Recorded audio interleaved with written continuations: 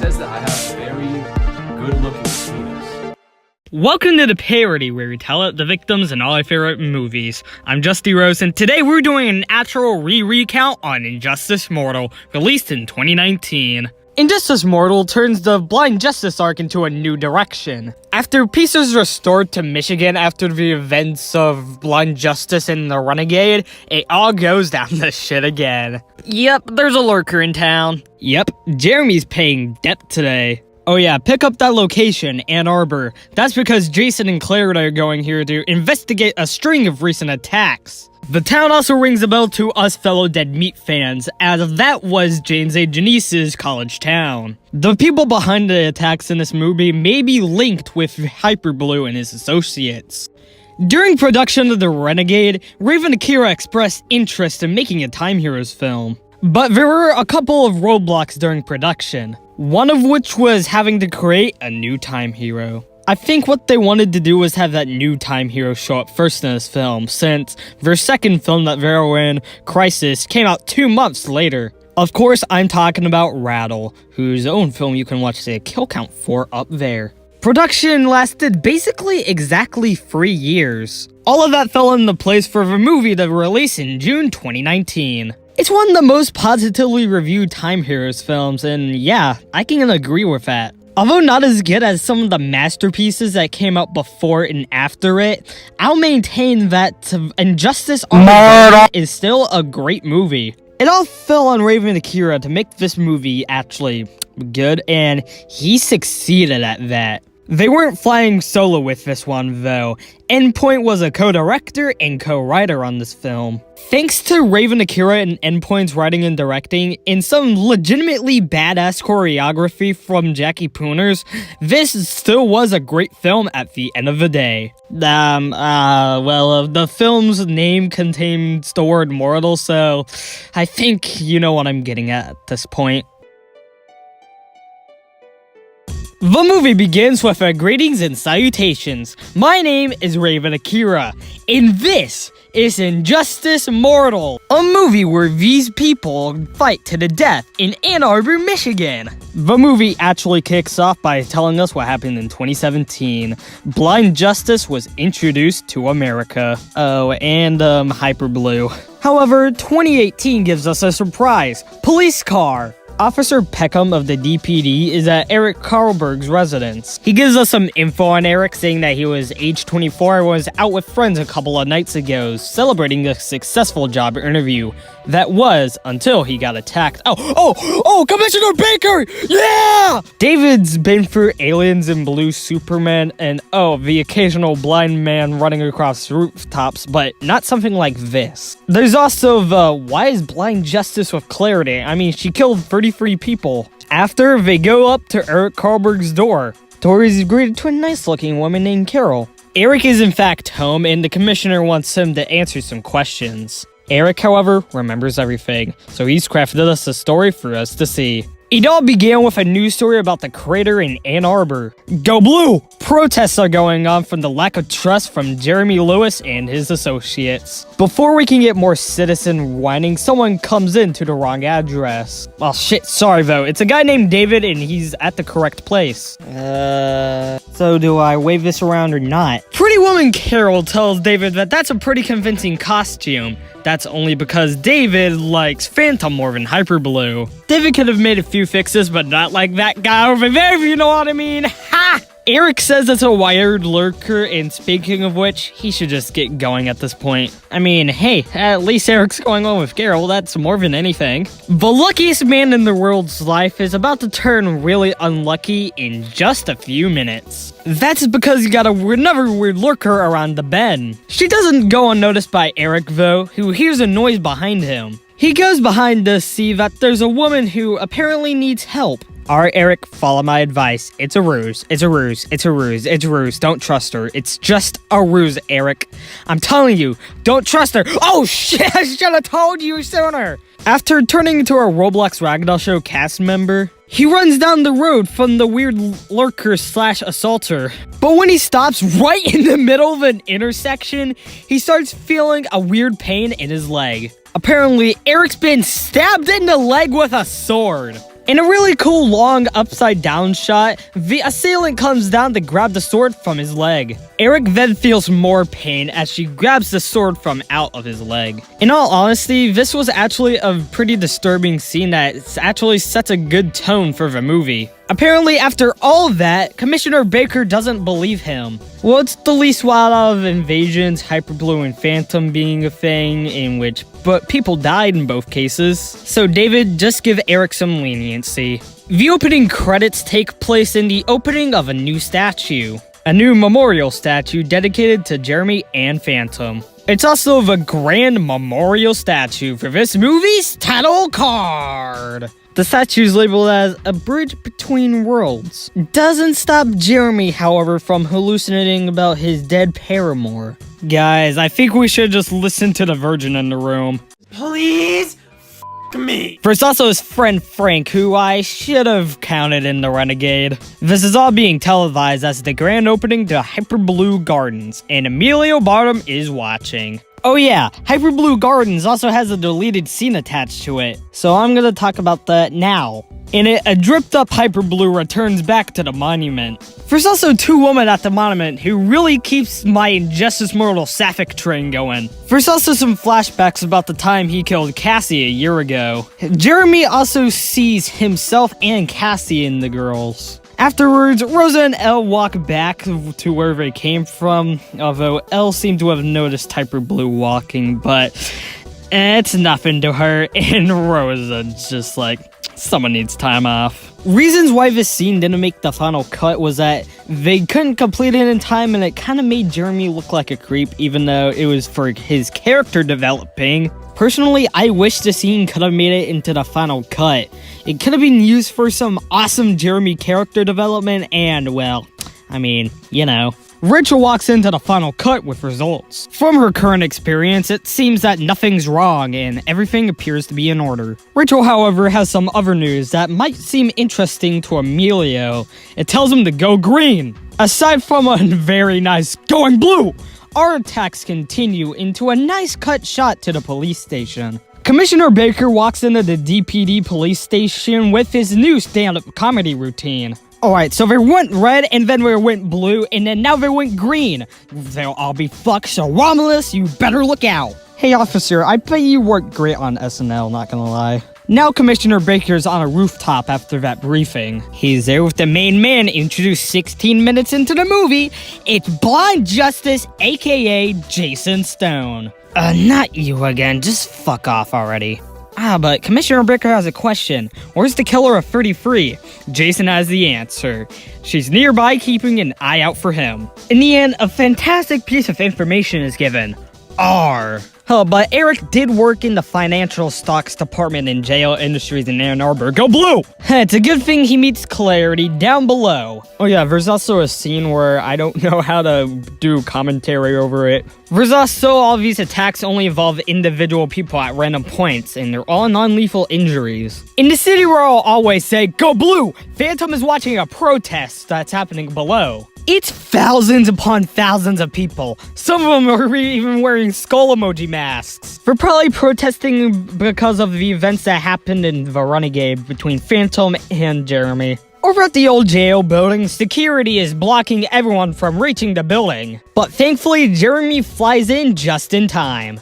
Apparently there was an assault in the building and someone accidentally pulled one of the alarms. Oh, and in case of that building ever just so happens to explode, Emilio, you helped me with that. But then, oh shit, my boy Phantom comes in. It spells bad news with a capital B when the building just fucking explodes. But then an insanely quick fire department comes in to get control over the fire. Jeremy walks into the building to get control over some stuff. And oh, shit, do I count that? Alright. I'm gonna say no, since it could possibly be a dummy. But I will have something to count in a second. Some dead people who got the least amount of brunt from the explosion or had possible gunshot attachments. Anyways, Jeremy can't find Plan Z, but he does find Plan R on the wall. And there's also already helicopters on the scene. This is crazy. And Jason knows about this dynamic duo explosion. Anyways, Jason and Clarity managed to reach Ann Arbor, go blue. And there's also a possibly Avengers-inspired new jail industries building in the city.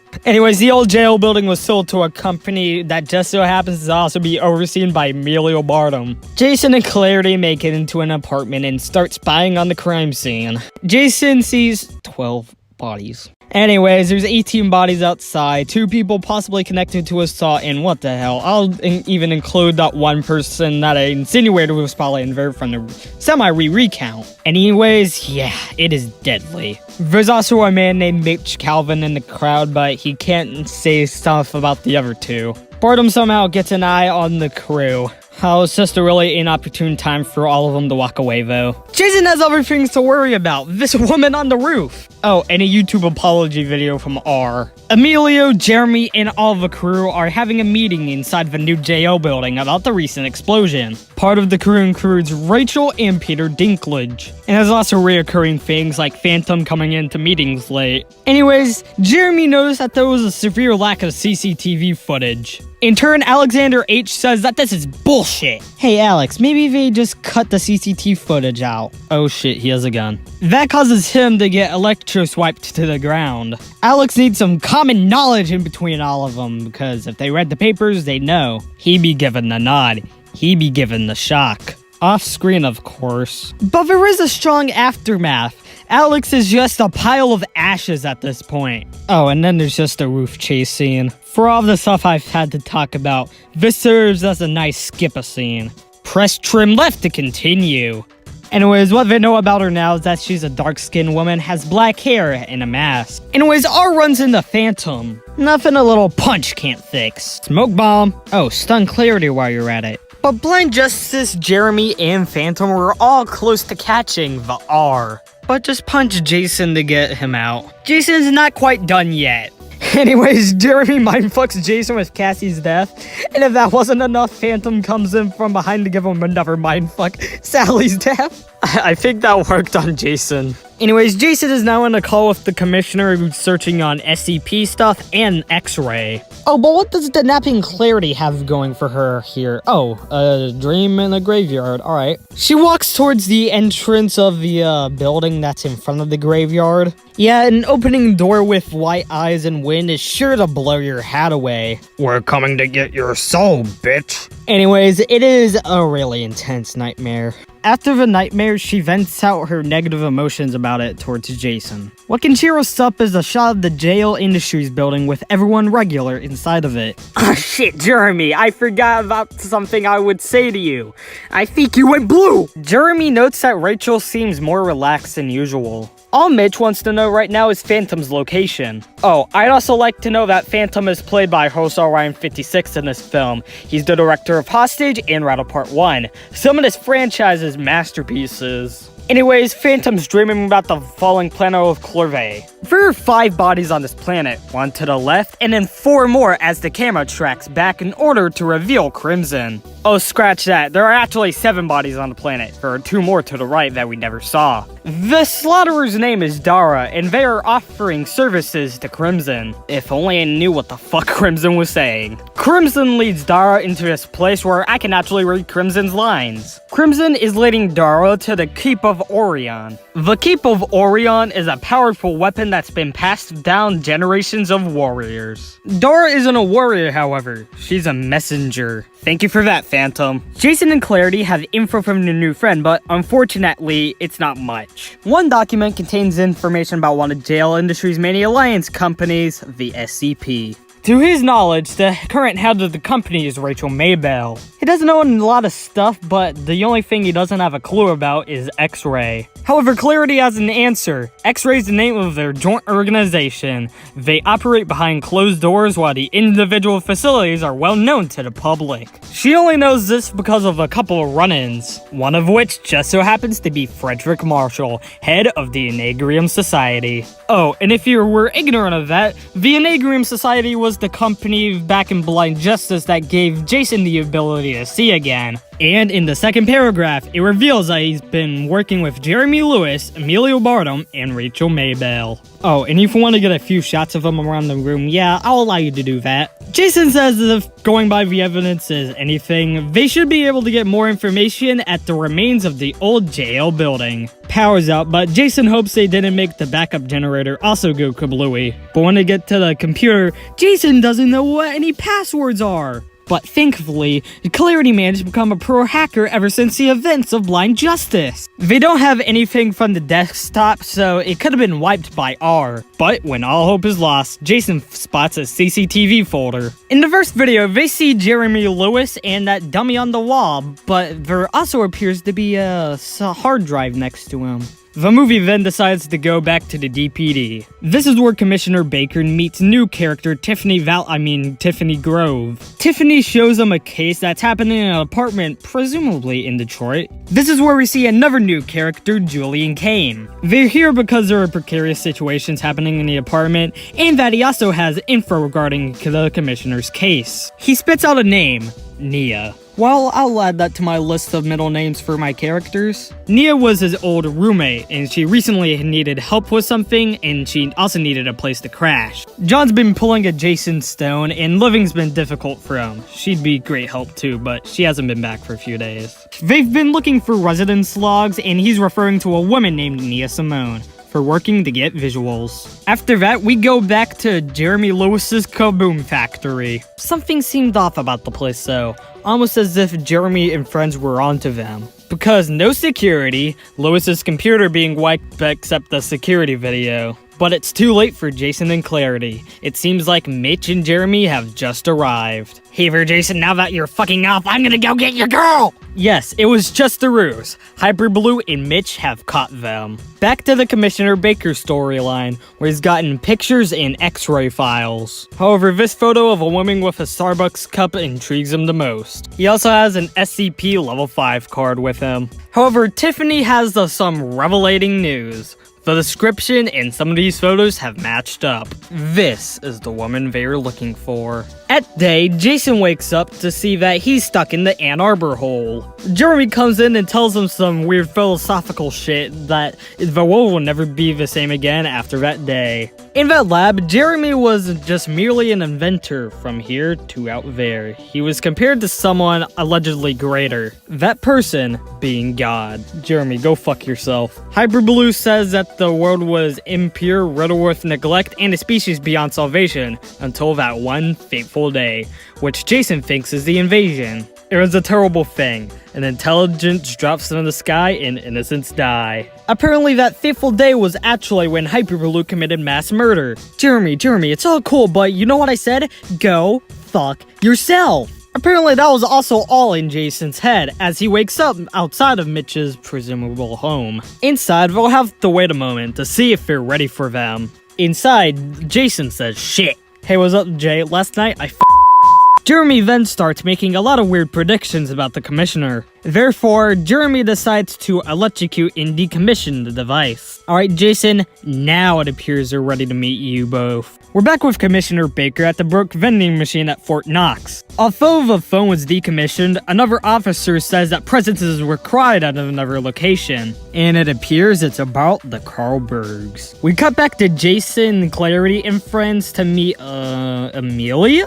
Was more hyped than that Nintendo Direct for sure. Emilio's been wanting to meet Jason for a long time since he's apparently just a big fan. And he also knows about Clarity Rose. Jason is flabbergasted. Jeremy has it all. It's not hard to keep up with someone, especially one with a past like hers. After that debacle, Emilio invites all of them into a secret room. It is a basement. He reveals that ever since their encounter with R, they've been keeping close tabs on him and his partner. And Rachel tells him her name is Rattle. Fuck yes. Rattle's apparently the reason why they had to keep close tabs on Jason and Clarity. Jeremy explains more, since highly important files were stolen from his office during the attack, and that they're also roaming around the place soon after. Although very, very suspicious ties, Jason doesn't know anything about her. The only thing he knows is that that woman attacked someone, aka an innocent civilian of Detroit, his city,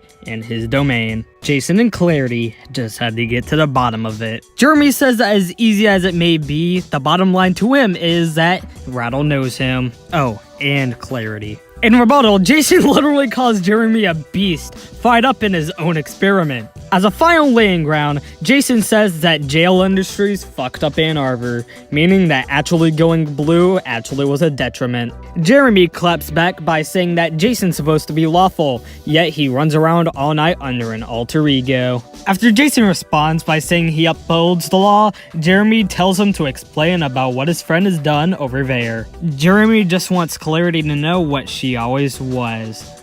Just a monster. Like him. Depression kicks in. But when things almost reach max shit, Rachel turns on the news. It was meant to tie Jason and the commissioner's arc together. Washtenaw and Wayne counties have experienced another string of brutal attacks, and David Baker is right here. When Commissioner Baker goes inside to see what all the fuss is about, it does not look good. Inside, Eric and Carol Karlberg have been murdered. Ah, shit. I love the time we had with both characters. According to Tiffany, the neighbor heard screams and pleads, followed by gunfire. So that's what I'll say their official causes of death were. Cutting back, Rachel appears to tell someone to play a video live on the news. Huh? What's this? We got a video that's been received regarding the homicide. Jeremy, what the fuck is this about? The news anchor says that the video everybody's about to see is graphic. So, what's this video about? Do we know what's going on in it? I know there's a homicide, but, can we just show it already? What the fuck?